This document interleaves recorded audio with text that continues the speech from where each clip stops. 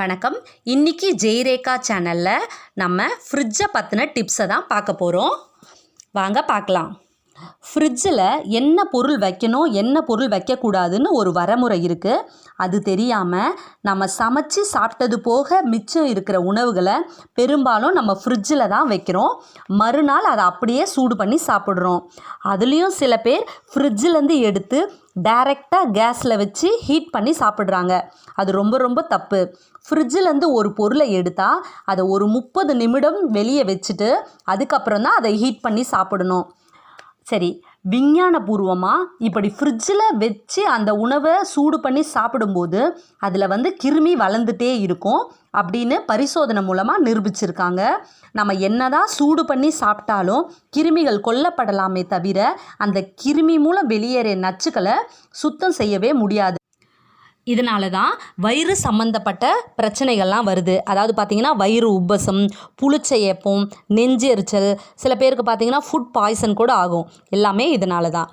ஃப்ரிட்ஜில் என்ன பொருள் வைக்கலான்னா நம்ம இட்லி மாவு வைக்கலாம், பூக்கள் வைக்கலாம், முட்டை வைக்கலாம், மில்க்கு, கேர்டு, சீஸு, தென் மேக்கப் ஐட்டம்ஸ் வைக்கலாம், ஸ்நாக்ஸும் வைக்கலாம். பட் அதை ஏர்டைட் கண்டெய்னரில் போட்டு வச்சா நல்லது.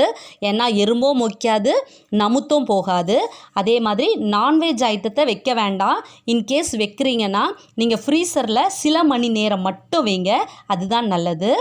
அதே போல் பார்த்தீங்கன்னா ஃப்ரிட்ஜுக்கு ரொம்ப சேஃப்டியான இடம்னு பார்த்தீங்கன்னா அது ஃப்ரீசர் தான். ஏன்னா ஃப்ரிட்ஜுக்கு கீழே உள்ள இடத்தும் இருக்குது பார்த்தீங்களா, அதில் வெப்பநிலை தொடர்ந்து மாறிட்டே இருக்கும். அது மட்டும் இல்லாமல் நம்ம ஃப்ரிட்ஜை திறந்து மூடிட்டுருக்கோம்.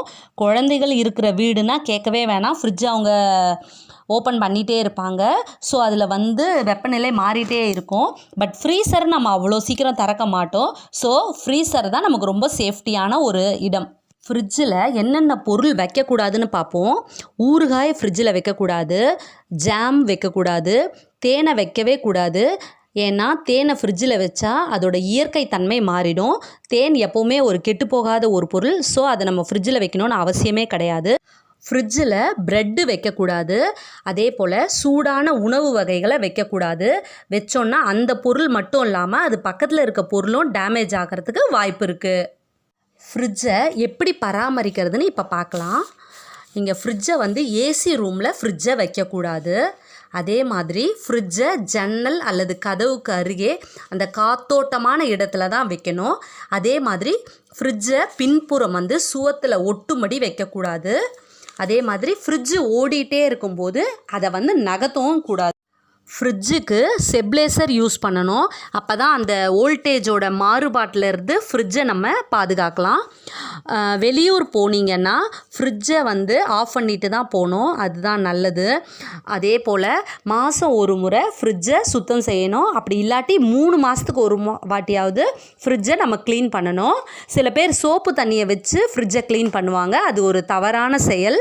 நம்ம செய்யணுன்னா லெமன் அண்ட் வினிகரை வச்சு தான் துடைக்கணும். அதுதான் சரியான ஒரு விஷயம். அதே மாதிரி ஃப்ரீசரில் அந்த பாயிண்ட் இருக்கும் பார்த்தீங்களா, அந்த வெயில் காலம் வந்துச்சுன்னா அந்த குளிர்நிலையை 3 to 4 பாயிண்டில் வைக்கலாம். இதே குளிர்காலமாக இருந்தால் 1 பாயிண்ட்லேருந்து 2 பாயிண்ட் தான் வைக்கணும். 4 பாயிண்ட்டுக்கு மேலே குளிர்நிலை இருக்கிற மாதிரி நீங்கள் வச்சிங்கன்னா அது அதிக வெப்பத்தை வெளியிட வாய்ப்பு இருக்குது. அப்போ தான் தீப்பிடிக்கிற வாய்ப்பு இருக்குது. ஸோ ஃப்ரீசரில் அந்த பாயிண்ட் மட்டும் 4க்கு மேலே இல்லாதபடி பார்த்துக்கங்க. அது ரொம்ப ரொம்ப இம்பார்ட்டன்ட். நம்ம வீட்டில் ஃப்ரிட்ஜு பெருசாக இருக்கணும்னு அவசியம் கிடையாது. நம்ம வீட்டில் எத்தனை பேர் இருக்கோமோ அதுக்கு ஏற்றபடி லிமிட்டாகவே ஃப்ரிட்ஜு வாங்கிக்கோங்க. அதில் தான் நம்ம கரண்ட்டு சேவ் பண்ண முடியும். ஓகே, இன்றைக்கி வீடியோவை இதோட முடிச்சுக்கிறேன். என் வீடியோ பிடிச்சிருந்தா லைக் பண்ணுங்கள், ஷேர் பண்ணுங்கள், கமெண்ட் பண்ணுங்கள், சப்ஸ்கிரைப் பண்ணுங்கள், பக்கத்தில் இருக்க பெல் ஐக்கானை கிளிக் பண்ணுங்கள்.